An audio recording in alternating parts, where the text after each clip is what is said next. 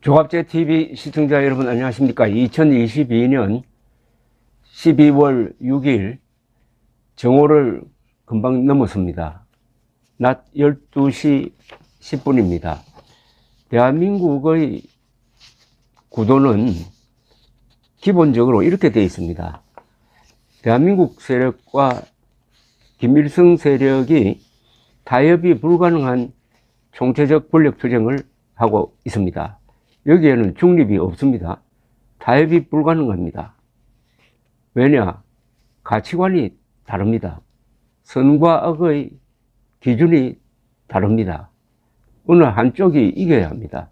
북한 노동당 정권이 이겨가지고 우리가 김정은 체제에 살든지 아니면 우리가 이겨가지고 김정은을 단죄하고 북한 동포를 해방시키든지 둘 중에 하나밖에 없습니다.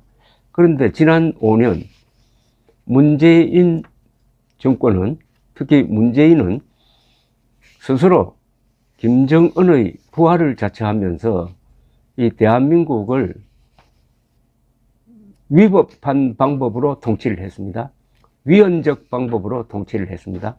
그 과정에서 헌법과 법률을 위반했습니다.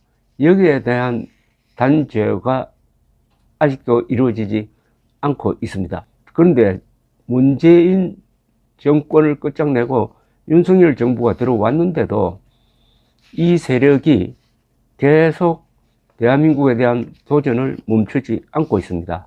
그 중에 하나가 지금 민노총 홈페이지에 올라 있는 북한 노동당 정권의 련대사라는 선동문입니다. 그 밑에는 또 그 련대사의 지침을 받아가지고 민노총, 한노총, 북한의 조선직업총동맹이라는 그 가짜 노조가 연합을 해가지고 공동결의문을 또 올려놓았습니다. 이 두 가지 문서는 국가보안법 위반입니다. 두 문서를 아직까지도 그냥 올려놓고 있는 것은 윤석열 정부에 대한 도전이 아니라 대한민국과 법치에 대한 도전입니다. 이래도 날 안 잡아가겠느냐? 이겁니다. 그런데 그래도 안 잡아가고 있습니다. 반역이 일어났는데도 안 잡아가고 있다 이겁니다. 반역은 숨어서 하는데 대놓고 하는데도 안 잡아가고 있다는 겁니다. 이것은 현행범으로 이 민노총 집행부를 체포를 해야 합니다.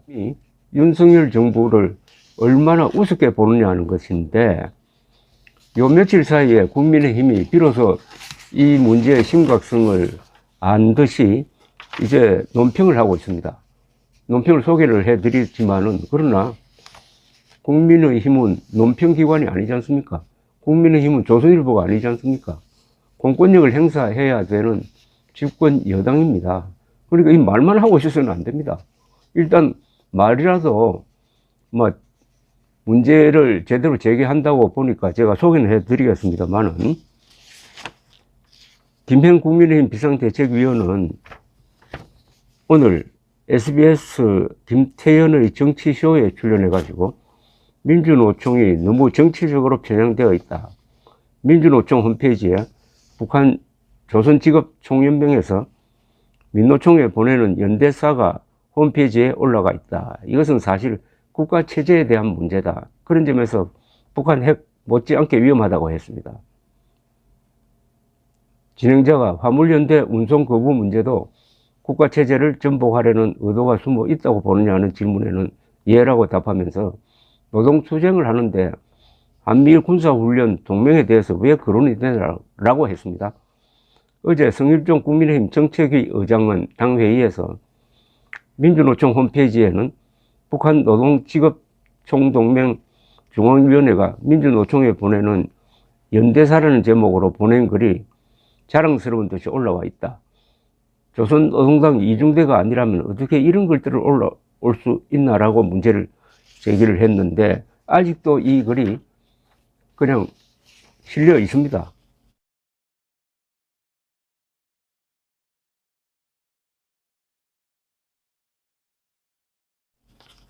자, 이제는 민노총과 윤석열의 대결입니다.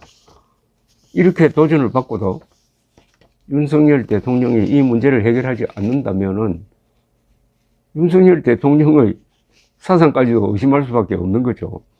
조선직업총동맹 중앙위원회가 북한식 날짜 표기법인 주체 111년 8월 13일 자로 보낸 연대사에는 북침전쟁의 하수인이 되어 날뛰고 있는 보수집권 세력의 추악한 친미사대와 북남 대결책동에 준엄한 절출을 내려야 한다는 등의 내용이 담겨 있습니다. 사실은 이 연대사보다는 더 큰 문제는 이 공동 결의문입니다. 연대사는 북한 노동당 정권이니까 그렇게 이야기할 수 있다고 치더라도 지난 8월 13일자로 발표된